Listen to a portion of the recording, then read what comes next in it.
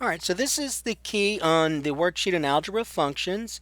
This time, notice that you're evaluating these functions at the variable x. So your answer will be variable expressions in each of those cases.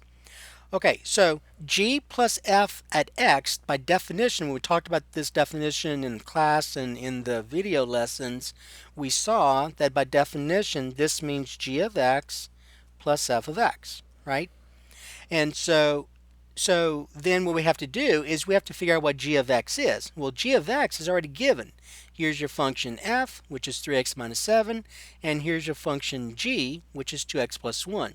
So g of x is this. All you're doing is substituting in place of g of x, you're substituting 2x plus 1. That's what you're doing. Then you're going to add that to f of x, which is 3x minus 7. All right, so you see g of x is this, right? Make sure you see that. And then f of x is this. Okay? Now you're going to you're going to combine your like terms just like you've done before. So 2x plus 3x is 5x. And then 1 and a negative 7 is a negative 6. So there's your answer. 5x minus 6. Okay? All right.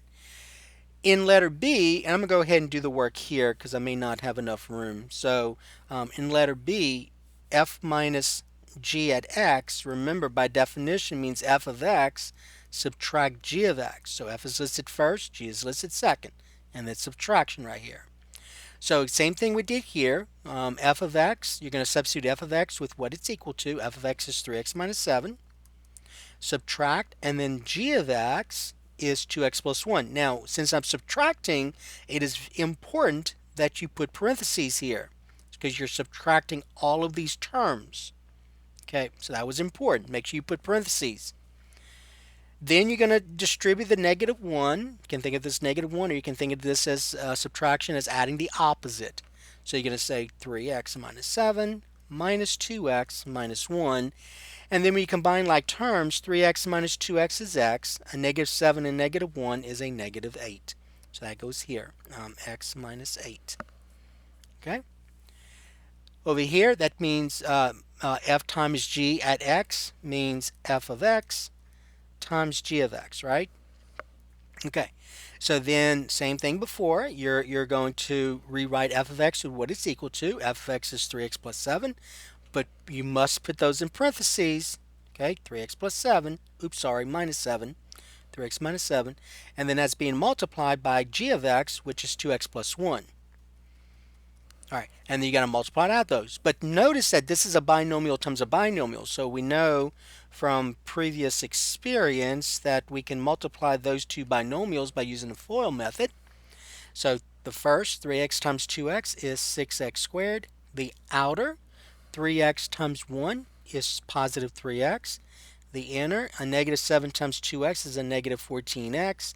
And then the last, a negative 7 times 1 is a negative 7. Combining like terms, I get 6x squared. 3x and a negative 14x is a negative 11x minus 7. Okay, and that goes here. So 6x squared minus 11x minus 7. All right. Okay, number 2, you have two different functions this time. So kind of the same thing you did here, except now our functions are different. So this time you want to find f plus x. Again, meaning f of x plus g of x, right? So f plus g at x. So f plus g at x, meaning f of x plus g of x. And it's just a matter of you substituting, just like we did before, what f of x is and what g of x is, and then adding them up. So f of x is this function, so it's a negative 3x squared minus 5x, right? So that's f of x, plus g of x, which is this function, 8 minus x. And then combining like terms and putting it in descending order, I get negative 3x squared. A negative 5x and a negative x is a negative 6x, and then plus 8. And so that goes here. So negative 3x squared minus 6x plus 8. Over here, Now this sum is subtracting, so you need to make sure you do this in the correct order. Since g is listed first, that must be listed first, f must be listed second. But g subtract f at x, by definition, means g of x subtract f of x. So g of x is this linear function 8 minus x, and I've got to subtract f of x from it, but I'm subtracting, so you must put parentheses. I'm subtracting all of this. So I'm going to say subtract minus 3x squared minus 5x. Now, getting rid of the parentheses, you can think of this as negative 1 times this, so you could distribute negative 1. Or you can think of this as subtraction as adding the opposite, so you can add the opposite of each term. Does not matter. But whatever approach you take, you're going to say that's going to equal 8 minus x.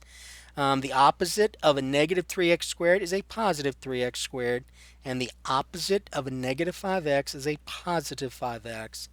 Combining like terms and putting it in descending order, I get 3x squared. A negative x plus 5x is a positive 4x, and then plus 8, right?